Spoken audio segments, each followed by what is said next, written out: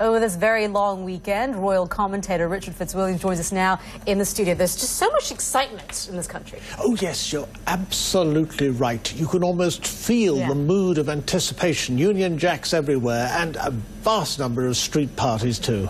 And it's one of the things when you said, when you're living in the U.S., you see lots of American flags everywhere. People are very patriotic. You don't really see this here, except now. You've seen the Union Jack being flown everywhere. People are on their cars, bunting on the streets as well. It's amazing. It's the atmosphere, because it's such an extraordinary occasion.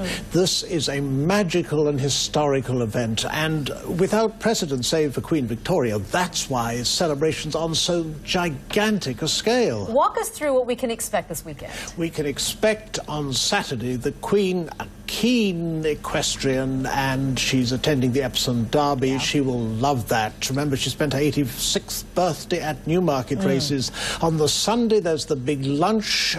Wonderful opportunity to get together, and a river flotilla of 1,000 vessels. It hasn't been seen on the Thames for some 350 years. It will be gorgeous, spectacular, and incredibly colourful.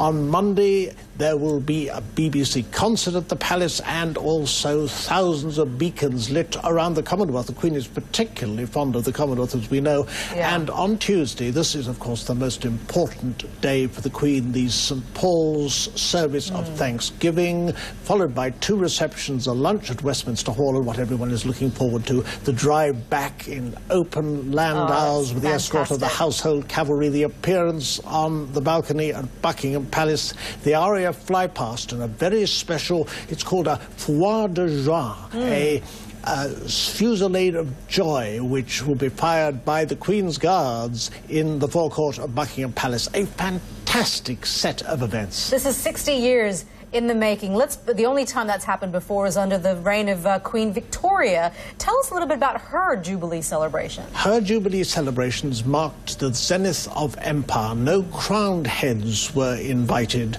The Queen was somewhat frail, so it was arranged when she went to St. Paul's that the clergy, the service, literally came to her and was held on the steps for some 20 minutes with a Te Deum and a hymn. She drove round London to great celebrations, and London was illuminated at night. There was an empire in those days which regarded this event as a real milestone. There's no question, however, if you look at stamina, our Queen at 86, the Duke of Edinburgh, her consort, her strength and stay at 90. I mean, we've seen nothing like it in 1,000 years of royal history. Oh, they look absolutely young and vibrant, and it's going to be a fun time for this country, no doubt. It will lift morale, it will lift spirits. But of course, it's the special magic, the ceremonial, those troops rehearsing. I saw Matt's report, this morning, 2,000 of them.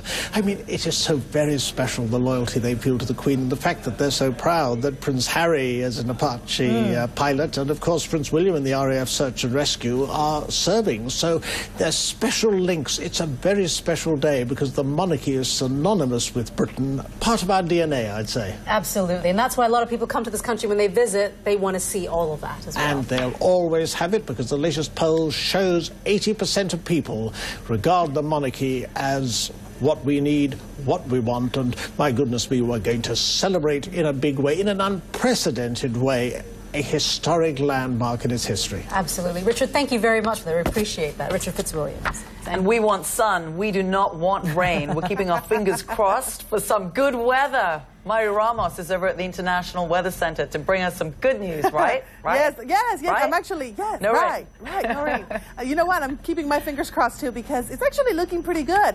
We have about maybe 10-15% chance passing shower or two, but that's actually quite minimal. Saturday is looking pretty good, actually very good. It's probably going to be the best day you have. And Sunday, too. So the weekend, I'm not worried about at all. A little bit on the cooler side on Sunday, but overall, I think we're going to be okay. I don't think that's going to bother you too much as long as it doesn't rain, but there will be some clouds around, so you could get some little passing drizzle. I'm more concerned about Monday, Zane, and I hate to say this.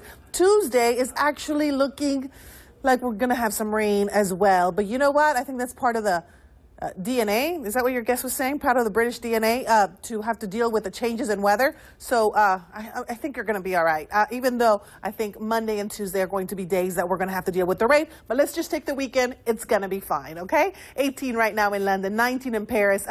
The French Open, of course, happening in Paris. It's about, what, a 20% chance of rain showers. It's not zero, but don't worry about it. I think we're going to be good there, too. So I'm just in such a positive mood today. 13 in Berlin, 13 in Warsaw, 16 in Munich. A little bit of a cooler trend happening there across this northern tier of Europe. Still warm as we head farther to the south. 29 in Madrid, 22 in Rome, and 26 in Athens right now. I want to show you the satellite image because we've had some rain showers move through across the central portion of the Mediterranean, including the area affected by the quake. And remember that there's still so many people here affected, so many of them living in 10 cities, and just any amount of rain that falls, it's not going to be a good thing. But behind that, you see all this drier air that we're starting to see. That's what I think is going to make the difference. Much drier across this region. Here's the front that's coming in across the UK. This is going to bring us those cooler temperatures on Sunday. But because it's moving into an area of very dry air, not a lot of rain will be produced as that tail end of that front pushes through here. So this is the forecast as we head through Saturday. Not too many changes as we head into Sunday, except for that front continuing to trail more toward the east. With my last 30 seconds, I'm trying to be positive here. And the good thing with this tropical cyclone that's affecting the Philippines is that most of the action is staying offshore. This is Tropical Storm Mawar, and Mawar has winds of 65 kilometers per hour. Even though it is offshore, there is some significant rainfall happening across the central and northern Philippines. Keep an eye on this. The potential for flooding and mudslides is there, but the storm itself, the bulk of that weather, even though this might become a typhoon, we think will remain offshore. So a little bit of good news there. Just watch out for the rain through the next couple of days. Back to you guys. Mari Ramos, being a positive Polly over there in Atlanta. Thank you. Sure. You're watching World One live from London. I'm Zain Verjee. I'm Anita Rajpal. Thank you for joining us. We'll update you the news headlines in just a couple of minutes. You are watching CNN.